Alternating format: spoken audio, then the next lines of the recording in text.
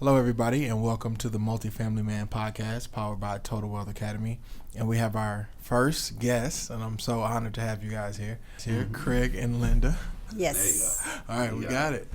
All right, so Craig, I know you were just speaking to all the members, and you were talking about a specific deal.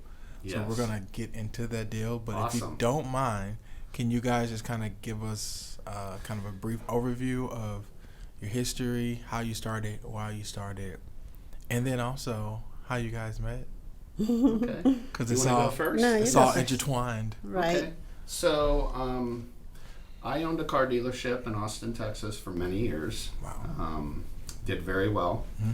It's not one of those big giant ones you see on the side of the road. Yeah. It was a small one. Started off really small and grew it and bought a property and grew more.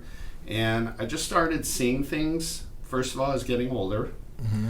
Second of all, I saw differences of what parts and vehicles were costing were going up and the amount of money that people had to buy cars going down. And I said, there has to be something better than this. Right. And I started investigating, and in 12, I got an email and I read up on it and I pushed it aside, and 2 years later I actually acted on it. And once I acted on it, I went full force. I bought, within 90 days, I bought 4 single-family homes. Wow. Rented them out, and then I started buying a little bit more, not as rapidly. Right. You go through your money pretty quick. And then I was able to get a multifamily, small one, which we're going to talk about in a little bit. Right. And before I bought the second deal, which was my first syndication, I met my wife. And we dated, we got engaged, and then we got married. And so we actually met in the group we were in, real estate group. Wow. And it's changed my life, definitely for the better. Don't work as hard, and I use more my mind than I do physically with work. And it's just amazing the money you can make from doing this if you do it properly, and the life change. I agree. Yeah. So 2 things that really stuck out for me was massive action that you took. Yes.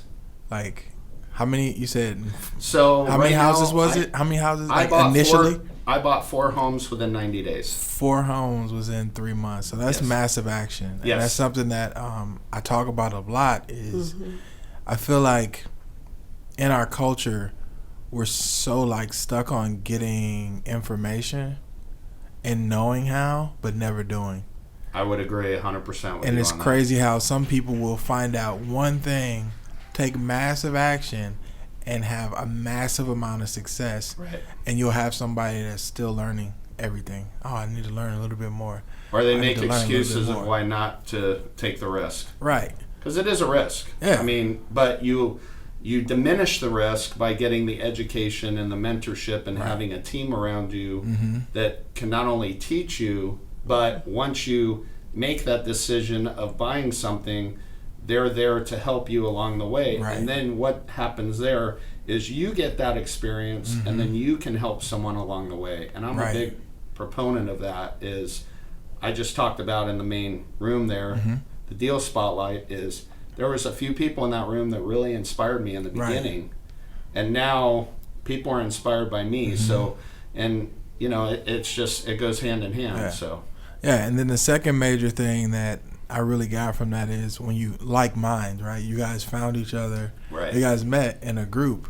And I think a lot of people kind of don't realize how having a supportive spouse is one thing that can make you very successful. Exactly. But having a spouse that is a partner in your business and you're like this two-headed spear is a whole different level, because it's not just your efforts, it's combined efforts. And 2 people's efforts for the same goal is going to fast forward the success. I would agree Exactly. 100%. Right. So, that's another thing that I try to preach, and, with people, like, even if your spouse isn't involved necessarily, because real estate isn't for everybody. No. Like, it's really not. It's not for everybody, right? But having a spouse that supports you or at least understands what's going on will help you be successful faster. I agree. If you got the spouse that don't believe in the dream, or you got the spouse that keep telling you it ain't gonna work, That's right. it's probably not gonna work. Right? Like, just realistically, it's probably not gonna work. Because even if you don't believe them, subconsciously that hurts, right? Agreed. So I love that you guys, it was a common understanding of the industry, and you guys, and like you were saying, how from what I was getting from when you guys were talking, it's like you're like the CEO. You're this guy that sees things from 10,000 feet in the air, but you're the one that's making sure that the map is drawn accurately and everything's going where it's supposed to go. Mm-hmm. And he comes up with this crazy idea, and you figure out how that crazy idea happens. Yes. That's what I got from you guys. Am I right? Yeah. But I'm very much like you, and thanks to corporate America, I'm like you too. Mm-hmm. So I kind of got a little mixture of the both of them. But the hard part is I overdo it a lot of times. Yep. The great thing is without people with your personality, we don't move forward as humans. Right. And without people without your personality and your characteristics, the work never happens. Right? Yes. Like, nobody figures out how to do it. Like, if you look at like Elon Musk, he's like, we're going to Mars. No, we're not. We can't go to Mars. If we could go to Mars, how would you do it, scientists? Well, this is what we would do. Try it. Right? And then You just they gotta have take that chances. logic side, right? And that's what life is about. It's about taking chances. If you never do, you'll never grow, and you will just perish. It's just it'll be boring. Yeah. So and at some point, you have to take the risk. You Exactly. have to. A lot of people hate working for other people, so you either have to. And understandable, right? Especially after you get a taste of like not working for somebody else and like self-employment or entrepreneurship. Once you get a taste of it, yes, it's over. You know what I mean? And this is just such in our industry is just such a great way to do it, because in reality, what people fall in love with is owning their time. It's not working for a jerk, right? Exactly. That's not what it's about. It's about owning your time, because that's the only thing that we don't get back, right? Mm-hmm. Every dollar we spend, we can make back. Every dollar I've ever spent, I've made back. But every moment that I've missed with my family, I've missed with my family, right? Or every moment that I miss an experience, I mix the experience, right? So this first property that we're going to talk about. Well, did we talk about Linda? Oh, Linda, yeah, Linda. How she started. Linda's not a talker, guys. Yeah, just so y'all know, Linda's not a talker. No, I'm not. I'm just like all of a sudden jump in, but other than that, I stay quiet. Yes, tell us a little about you and your background, though, Linda. Well, my background is I spent quite a few years in the corporate world, actually in the airline industry. And I'm sorry for that. I know, but I still love it. Though I did a lot of trips, so that was for almost for free. So that was lovely. I don't regret that, but then it was time, for me to kind of let go. And then I was working at another place for somebody else for about 6 years. That it was very stressful. The environment was very negative, and at the same time, though, I was already. I have been very interested in real estate. I already had.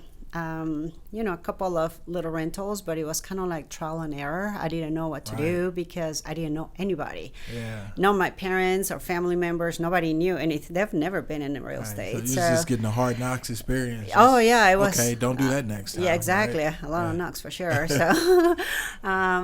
So, it was pretty much how I learned. I lost a lot of money chasing people and, people that destroy my properties, but because I didn't know how to do background checks, anything like that, until, just pretty much reading a lot also from already some other that have been there, done that, books, and also joining groups.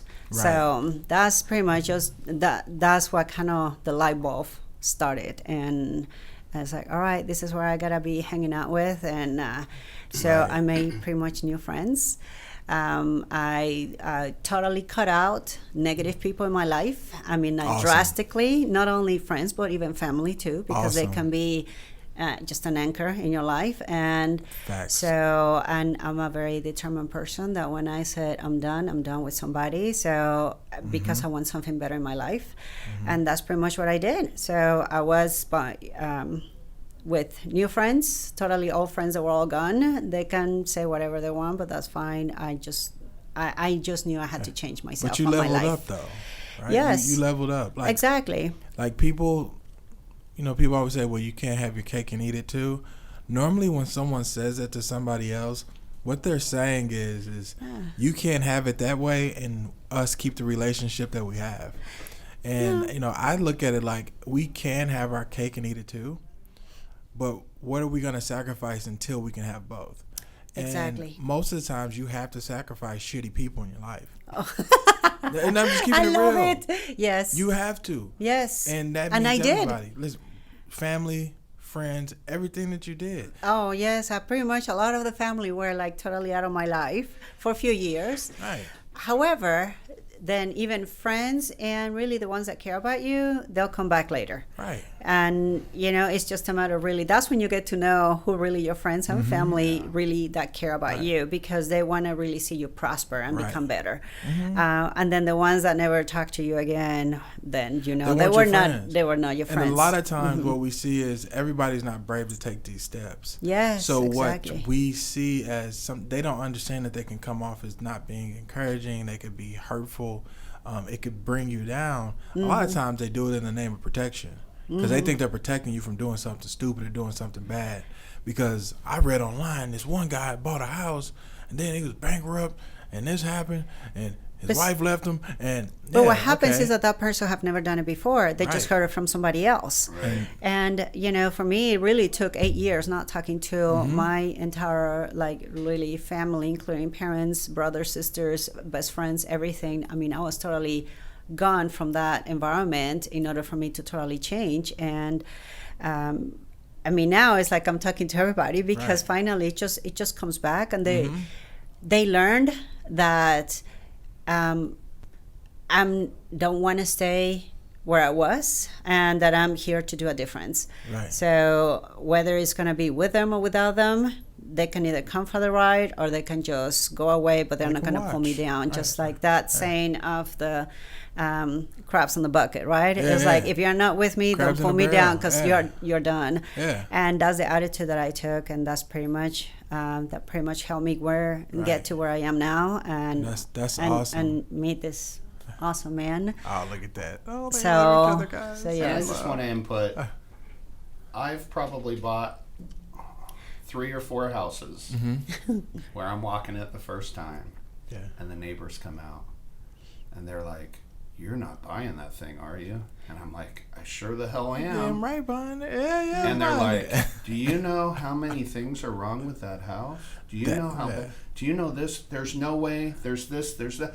Negative. Yes. And you know what's great is 3 to 6 months later, when there's a renter in there making money, and they just look at you. But the other thing that happens too, which is really comical, is you've painted the house, because that's what I like to buy, is the deep value play type of homes. Right. Back in the day when I first started, the ones that were the worst, those are the ones I buy, because the equity capture. Right, it's opportunity. But you've painted, you've made it all look groomed and everything, and then all of a sudden the neighbors start painting their door or their garage, and like things change. New landscaping, to new keep mulch up with around the the trees, right? Yeah. So, but I can't tell you how many times that happened where people would come out and say, "You're not buying that thing, are you?" And I'm like, "Yep." And they're like, "You're crazy. You'll never." I had one guy, "You'll never make money with that house." And now, I mean, a couple of them, I've pulled all my money out, and I've told Steve this a few times in here actually. The most exciting thing is when you own an asset and you have no money in it. Infinite return. And it makes you money every month. It's infinite return. You What can't beat else it. can you do You that can't beat with it. any kind of investment where you have no money of your own in it, Right. and it pays you money every month? I don't know of one. Right. If anybody knows one, email me. Yeah. Call me, because this And the other is the only thing- thing I know. The other part of it is you're getting the tax write-offs where your renter is paying for your taxes, your insurance, you get amortization, depreciation, and you're making money off it, but yet you get to write off all that off to where you're really on paper not making any money. Right. The crazy thing about that is like that's one of the biggest benefits. I know a syndicator who is very successful, right? And he got the what is it called? What was the thing that the government gave everybody? Oh, the stimulus check. He got the stimulus checks. And he's a multi-millionaire but because of the write-offs. Because of the write-offs. Yeah. And people don't understand like this. How powerful this is. It's so powerful. Yes. So like the returns that even the returns that you showed today, in reality, they're significantly higher because of the depreciation and the tax write-offs. Exactly. All of that. And it's never going to change. You know why? No, because it's all the politicians that make the rules that are invested in this. I was gonna say, they own real estate.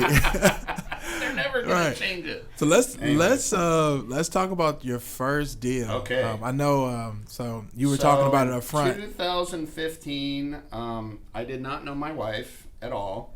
There was another person involved in our group. His name was Jim Vaughn.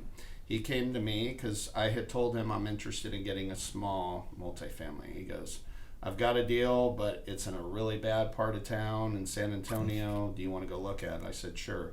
I went. I brought someone that I considered my mentor at the time that had a lot of experience. Mm-hmm.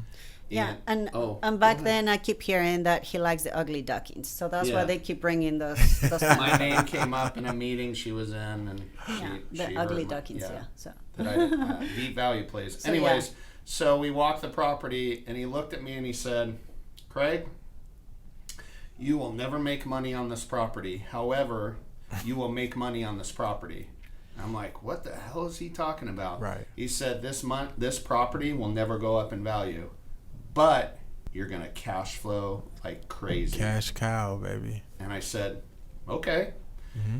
And he goes, "This is going to be a lot of work." And I said, okay. And he said, "You and me, I've been a car dealer. You've been a car dealer. You're one of only a couple people I know that I would tell to buy this, but buy it. This is a great deal."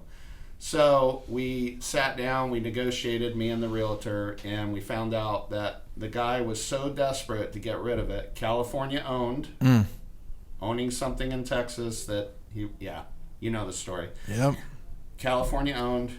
He didn't want anything to do with it. He was so desperate to sell it. He said, "I will owner finance it, and all you have to do is put down $18,000 to buy a 6-unit." So I looked at everything on paper and I said, "This deal is just too damn good." So I bought it. It was full of drugs, thugs, and bugs. It was horrible. I got pit bulls. Yeah, and pit bulls, babies. Oh Lord! When we walked it during feasibility, there was the little laundry baskets. Yeah. That have the little square holes in them. Little baby pit bulls. I would have taken all of them. Yeah. Oh Lord. So, anyways, long story short, I bought it. The first night I'm there doing work to one of the apartments because maintenance, and I look and I see this puff of smoke coming out the screen security door of one of the apartments. Like Chi-Chi-Chang movie. And I'm like, is that a fire? And it just kept smoking, the bellowing of the smoke coming out. And I smelled it. And I said, "Oh my God, this is like a Cheech and Chong movie." They were in there getting high, smoking the dope, blowing it out the door. And I thought to myself, I'm in the trunk of my car, getting a tool or putting a tool back, and I thought to myself, what the hell did I just do? Yeah, what did I get myself into, right? 7 years later, I have not only doubled the money, I've almost tripled what I've. Now, as far as what I put into it, it's even more than that. But right, because you only put in what 18, I bought it for and what I'm selling it for is over double the amount. That's amazing. That doesn't include the cash flow. I cash flow over $3,000 a month. Wow. That's after everything on a 6-unit. This is real life cash flow, people. We're This talking is not about a real game. cash flow. And it's in a horrible part of town in San Antonio. Yeah. You and I would never live there. Right. but That's okay, though. People live there, and I make a very nice place for them. It's clean. Very nice now. It's functional. It is a nice place to live. I'm not a slumlord. I do take care of it. 5 out of the 6 of the units inside I've completely gone in and remodeled. Wow. So I don't want anyone to think I'm like a slumlord and Right. keeping it the same, because I went in and completely changed the inside of these units. Awesome. So like when you went in and did the remodel, to what grade did you do them? Probably I would say 85-90%. It wasn't down to the studs, but I mean everything was done. Paint, floors, doors, countertops, bathrooms completely gutted. Yeah, Bathrooms. kitchens. Kitchen was completely gutted. New cabinets, plumbing, new appliances, new plumbing, new electrical, lights, ceiling fans. Basically a new freaking house. Yeah, a new apartment. And they're all 3-bedroom, 1 bath. Oh wow, so you got some size what's too. really nice about this property is it's all on the renters to pay. The electric, the gas, the water, the trash. I don't have any hands on it. Yeah, everything's individually metered, which Right. you hardly see on communities nowadays. It's, well, I mean, even back then, it's usually like a master meter or something like that. Especially depending on the age. It was definitely master meter back in the day. So in the beginning, it was very hard, very scary. I had to evict 4 people. Yeah. The first, what I did is I picked and chose. I did it strategically. I went to the worst one, got rid of them, started turning that apartment around, got it turned as far as going in, rehabbing, getting it ready. Got a renter in there, went to the second worst. Got rid, evicted them. We did it the right way, went through the process legally, and they were forced out by, the constable came and told them they had to leave. So renovated once they got out, I renovated that, moved someone in, and I went to the third worst one. So it was a strategic way. Now, once I got rid of those 2, 90% of your problems probably were gone. Not 90%, I'd say about 50%. It got about 50% better. Right. I still had a couple people there that were a little bit trouble causers, but not as bad. One was drugs, definitely selling. The other one, probably the same, and just, what you don't want in your community. At all. And now I literally have families, great people there. We were just there on Monday. And that's awesome. Wednesday we were there. Yeah. Was it Tuesday? I'm sorry. It's great. It's just a great community with family, with kids. I mean, there's actually a playground that they like to. Awesome. I mean, all the kids in the different apartments for different families, they all go and use it and they play around. Right. And so you guys really made it a community. Absolutely. This is what we talk about all the time, and I'm happy that you pointed out that you redid the units to a certain level, right? Because we're anti-slamlord here on the Multi-Man Family Show. Yeah. I hate it. Right. Absolutely hate it. I think I was about to do a podcast one day on it, and I got so mad thinking about it I didn't even do it. So when I took it because over, I hate it because you said there's no reason for it other than just absolute greed, right? And these people have to live here. We're talking about people's lives. Yep. I would hate to think if they ever did a study on the correlation between shitty apartments and learning disabilities and the crime rate and jail time, you have kids developing in places that are full of mold, probably full of asbestos, probably full of lead, probably all these things, and then they grow up, probably have some kind of developmental delays, kind of things like that, and then they grow up and they can't be productive members of society. And then you have people judging them for not being productive members of society. It's a very good point. Right? How many... Yeah. This is just something that pops in my head. How many, can we directly put back to people being absolute slumlords? Yeah. Yeah, and, bringing that to that point that you're saying, I mean, we still have, one legacy tenant that has been there way before you even got this property. Right. And... she's great, and she just totally appreciates what now this property has become versus what it was. Right. And she's still there. It's she's got some disability, so now it's kind of she just loves being there because it's calm, it's quiet, it's family oriented, and it's just there's no drugs, violence, bugs, any of that anymore. So what I'm hearing it's kind of wow. Could you guys explain, because I've heard you guys say the term legacy. So legacy means that basically they were there before. You own the property. Gotcha. You buy the property and they stay on. Okay, gotcha. So my second, which is my first syndication, but my second apartment community that I bought, there was only 3 legacy in the community that left stayed when I sold. Wow. Okay. But we remodeled every single unit in that property. So I literally moved them a couple times to different units. Yeah. But they wanted to stay, Right. and they weren't the problem. So I allowed them Let to them stay. stay. Right. Actually, they- you put them in a better looking unit Oh yeah. from Yeah. where they were before. So for the property, like you said, I know it was a very rough property. Now, was the whole community or the submarket that in rough? Let's get into that. Is it, So or is it just the like one of those neighbors- rough ones in a decent area, or was it? So the neighbors came out and they're like, "Did you buy this?" I'm like, "Yeah," and they were like, "Oh, we're so happy someone's going to do something," because they started to see the change. They started to see the plumbing getting done. They started to see things with the building, like the roofs getting done, Right. and the doors getting done, and the windows having new blinds in them, and just different things. They started to see the change. And once the people were moving out, and I didn't get into the gunshots at New Year's Eve in the middle of the night. The first week I owned it, I bought it and closed on the 23rd of December. before And Christmas. within a week, They shooting. gunshots in the air, neighbors calling me because my number's up there for to rent. Anyways, Right. They're all like love me now. They all Right. come up to me when I'm there. They come and they thank me in the past Yeah. because I changed the community by what I was able to do. To answer your question though, I don't want to sound. It's not a horrible area, but it's not something you or I would want to live in the area. So when we look more at of it, C or a D, like a C, D neighborhood. yeah, it's definitely a C. And I know it's weird saying that because like when you read 'Cause I A, B, feel C, bad D by neighborhood, saying yeah, that. when you read it, it's fine. But when you say it, like Yeah. it comes off really douchey. Right, it does. But at the same time, we just have to be real though, because even though it might come off as bad, it doesn't necessarily mean that it's bad people. That's just the quality that Oh the neighborhood's no, in. I have really good people that live there. Right. They just, they go to work Yeah. and their job, like one of the guys moved in about a little over a year ago. He's a manager at Dairy Queen.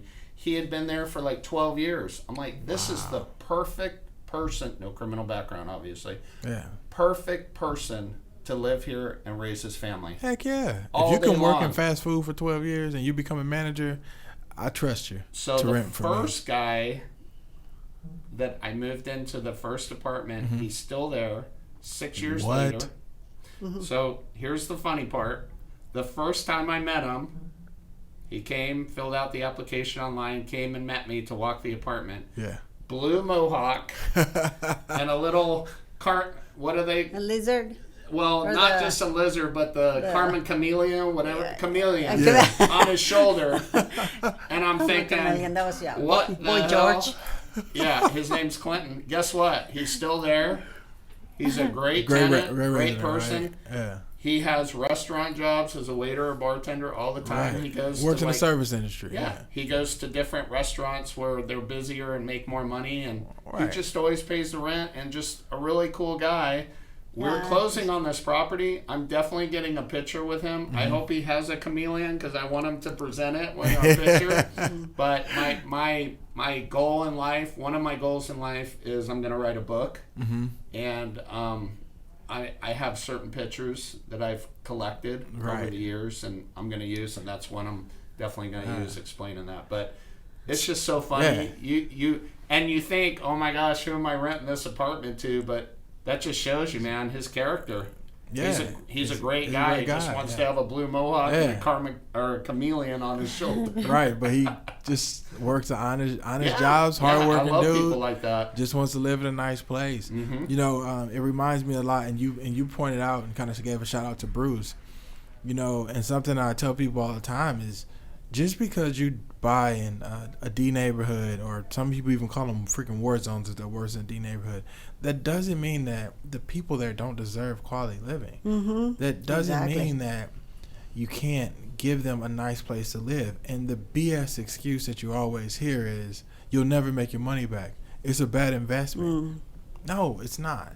And if you don't agree or you think a little bit different, just you can tell me your opinion. But I look at it like this: if I make that property one grade higher than what it actually is and what the neighborhood is, people will not want to leave, Right. and I will have a waiting list. Yes. How am I losing money? You lose your money when you have to exactly. replace the freaking tenants and turn the units. Exactly. Right? That's when you lose money. Yes. If I have somebody staying for 6 years, what do you mean? Yeah. I'm not losing money. No turnover. Yeah, no turnover. Exactly. And when you redo the units like you guys did them on that one, Mm-hmm. you're not going to have much maintenance anyway. It's a brand new freaking house. Exactly. Right? So all the stuff that we have budgeted for CapEx and replacement reserves and all that, we still put it aside. But in reality, you're not going to touch it for a while. Right. Right? And the maintenance budget is there, but you're probably not going to touch it for a while. Exactly. Right? Especially when you get the good residents in. So it's awesome that you did that in a neighborhood like that, to a property like that. And there was proof of concept because you went to the next one and did the same thing. It's a springboard. Yeah, so people go, oh, it's just a small property. No. Exactly. That was my training wheels. Right. That's what it was. Yes. Right. And you proof of concept that you can do it Right. and you can make money doing it. Correct. So let's go on to the bigger one. Right. Right, Exactly. because from a 6, he was able to jump to a 33 unit, Right. which that one was also a deep value play. And there's great stories like that family that have lost their kid, and then And then they were able to get their kid back from the courts. From the because courts, they had because- a good place to live and they yes, expected the it. both parents were like in trouble with drugs. They were both and on drugs. on and drugs. then for 2 years, they Yeah. straightened their life out. Worked And the at county McDonald's. took their kids away The from county them. took their kids from Right. them, and then they had a nice, safe place to live, which I provided. Yeah. And they were there for 2 months, and then they got their Got the kids kid. back, and Yeah, and they were there came pretty much oh yeah, they to. paid See, a and couple this days is- early. Actually, Well, Again, But this they is what came I'm to tell talking you about. though that it's like thanks to thanks being to able you. to provide a nice place to And live this is in. what I'm talking about. Yeah. Okay, let's say you were a slumlord and they couldn't get their kids back. Right. We have more kids in the system. Yep, exactly. Yeah. Again, how many people, how many kids have we lost? How many brilliant minds? All these amazing things because people didn't want to do the right thing. So like, I definitely commend you on doing the right thing because you. and because in reality, some people care more about the cash flow. They don't think about the appreciation. Right? Well, I don't want to lie to And, anyone here. I'm in this business for the cash flow, Oh, but we're I here can to make also money. make money and provide the a right nice thing. place for someone to live and raise their family. Right. Yes. That's what's wonderful about doing real estate investing, especially if you're willing to buy the really bad properties Right. at a discount and fix them. You not only make money, but you really change lives and you beautify the community, which is really important. Right. And then you guys use the term deep value. Yes. Explain Sure. like Deep value. because everybody use different verbs, a Right. different language. I know what you mean, but people watching So may can not I know say what you it's a mean. real piece of shit? Yeah, Because that's the real way to say it. listen, So you can say deep it. This isn't value monetized yet. is- It's okay. Right. So deep value basically means there is a lot of deferred maintenance. Right. And whoever owns it and is running it, they're not putting any money into not only the maintenance but the major things like Right. potholes in the parking lot, the roof springs a leak. We'll just patch it with this $30 bucket of patch stuff and let it go. You see the tarps on there for plumbing. 2 years. Or the tarps, yeah, and the plumbing, Yeah. Yeah. We'll just fix this little piece and that's it. So that's basically a deep value play. For years and years and years, it's been ran that way. And nobody's put any real significant money in it because, like you say, they're greedy. They just want to pull their money That out. cash flow coming, that's all Yeah. they care about. Yeah, pay me the rent. I don't care about the problems. Right. So, and a lot of times it can be management problems too. Yes. That you have this nice property, Yeah. but Yes. the management's either embezzling Yeah. or they're just Lazy. not there to work, Yeah. Don't know what they're doing. or they don't know what they're doing. Yeah. A lot of times they just Absolutely. don't know what they're and doing. that could be Yeah. a value play. Right. That it's not actually Those the are physical the property. those it's are the more ideal ones when Yeah. it's bad management. Oh, yeah. Yeah, That's operations, ideal. exactly. operations. Good- Yeah, good term. Yeah. Robert Martinez and their crew specialize in that. Just finding Yes. properties that, well, God, they're just managing it bad. Right. It's not a bad property, and Right. they go in there and do the right thing and Right. just Lower kick expenses, ass. increase. Yeah. Yeah, and take care of the Increase the little income. problems. Yeah. It's like, why just let it go? It's like, Right. I mean, that's their own investment. It's like, why let it go that way? Yeah. Yeah, and again, I think people get in that cycle, right, where Well, I think a lot of people who do it are doing it intentionally. I'll just be real. I think a lot of people who are slumlords are intentionally being slumlords, and they don't care. But, excuse me, but then you have some that don't quite know what they're doing, and then, all right, well, let me lower rents to get people in. Then they might lower the rents, but then they're not making enough money to take care of the repairs, and then they kind of financially become a slumlord because they didn't know what they were doing. Exactly. Right? Then like, damn, well, I would love to fix that, but I don't have the money to. Yeah. And they don't understand how they got to that point. Right. And then it's just a cycle. Yep. And then they can't fix that. And then it leads to that malfunctioning, and then they can't fix that. And then, people like us come in and be like, yo, man, we can take this problem off your hands. Yeah. Well, it's just like you said. I mean, real estate is not for everybody, but everybody can do it if they put really their heart in it. Yeah. And they want to change their lives and their family lives.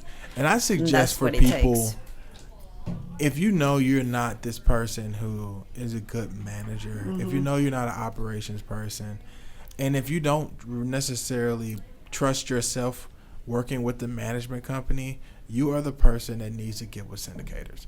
Those are the people that need to call you and email you guys. Those are the people who need to contact you guys so you can show them what you do, how you do it, and they can still get those returns without getting their hands dirty. Right. You know what I mean? Like if you can't do it, invest with the people who are kicking ass doing it. Exactly. Kind of like, I know a few doctors, like they really love the profession, what they're doing, but yet they don't have the time for this, but they want to still invest. So that would be like a perfect example where they can just still invest as a limited partner on somebody's syndication. Right. And doctors are great. Anybody who has a profession where they love what they're doing. Yeah, they love what they're doing, but it's literally, if you're not doing it, you're not making money. And at some point, think about like a dentist. At some point, you're not going to be able to bend over anymore. At some point, those fingers, that dexterity is going to go away, and you can't practice anymore. Right. Exactly. Have you invested? And anything those else, are the one. Those are the people. Well, really, everybody can do it, but those, especially people who have like a higher net worth, like the and they're an accredited investor. It's like the world's your oyster when you're an accredited investor. If you're a non-accredited investor, it can get a little bit more complicated, but with the right knowledge, you can still participate in some of these deals with a lot of these syndicators.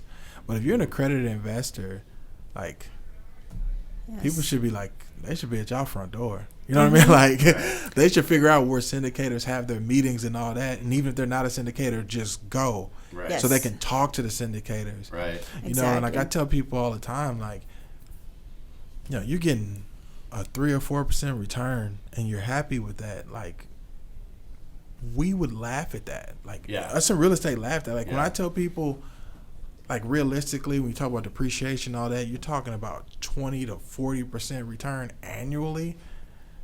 They're like, that's not possible. No, it is possible. Right? You just have to know where to go, who to talk to. Where to invest, exactly. Yeah, and where to invest. And there's a difference. And again, you guys use the deep value term. I use value add, or if it's a deep one, like you guys said, deep, I would consider that repositioning a property. Oh, absolutely. Yes. You're rebranding, repositioning. Yeah, because that's what I was, rebranding. That's where that's where those type of returns are. Because too, sometimes people will see something from the big boys, right? The big companies, the insurance companies, the big hedge funds and all that. They're like, oh, well, they're giving me a guaranteed 5%. It's not that much more than the market. Well, that's because they're buying something that's super secure. They're not adding value to it. And these are funds and people that just have to get a return.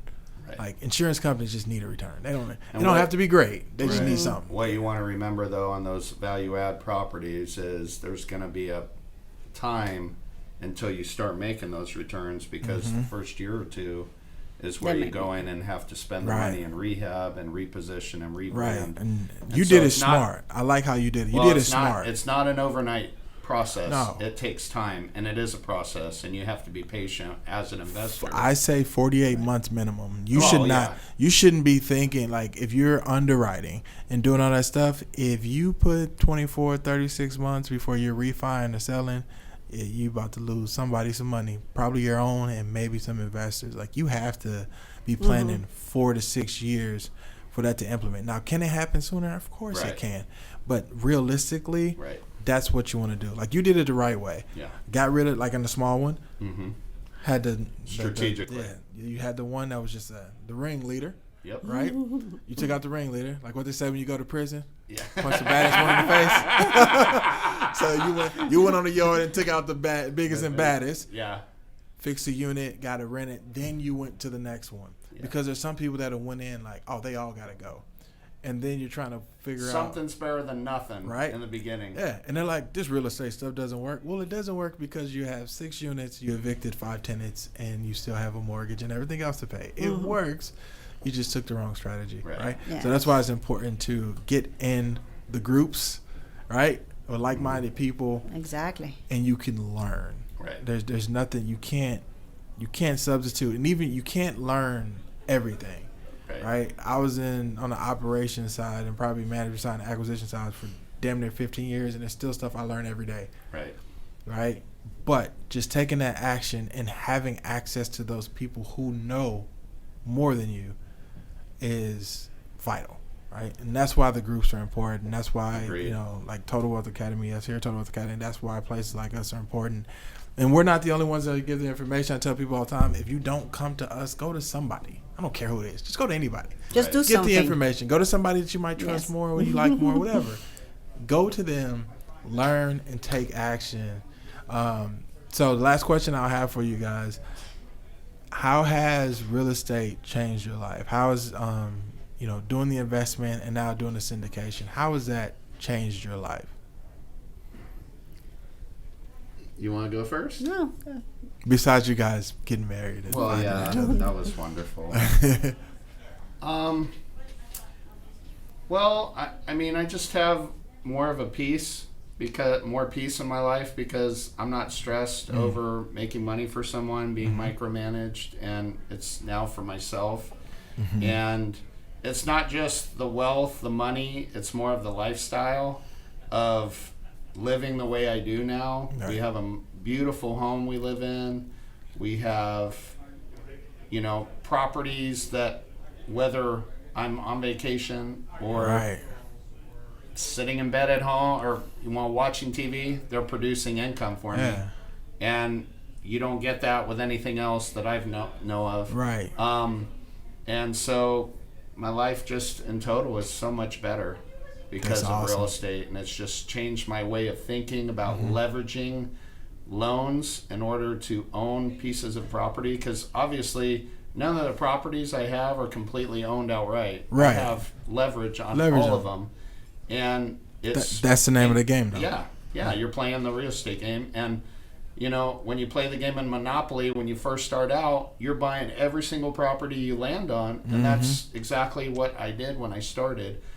I saw a good deal, I bought it. I saw another deal, I bought it. Well, I got to where I couldn't afford anymore, and I figured out ways of how I could borrow money or, you just do things because you get addicted to it, and you see the change in your life, and that's what's happened to me. My life has changed for the better so much through real estate investing and just using leverage a different way, because before that, I was on the Ramsey path of owning everything outright, having no nothing debt. Against Dave. But if you want to be an entrepreneur, Dave's advice is just not good. Well, it is good for someone that doesn't know how to budget and use money wisely. If you want it just for your everyday and pay life, off bad debts, he's great. Yeah. But if you do what we do, his advice is 100% opposite of what we do. So, well, now if somebody's in that situation, that will be a good start. Right. Great start. Right. Yeah. To get rid of the bad debt, to be able to position yourself in order to be able to get better debt, of course, with leveraging and being able to buy houses or multifamily. I want to thank you guys for coming on and being my guest today. But we have people out here that I'm sure want to talk to you guys about some of the stuff. So I don't want you guys to miss any opportunities. Thank you. Thank you guys. Thank you guys for tuning in. And this is the Multifamily Man podcast powered by Total Wealth Academy. Thank you guys again. I appreciate it. Thanks.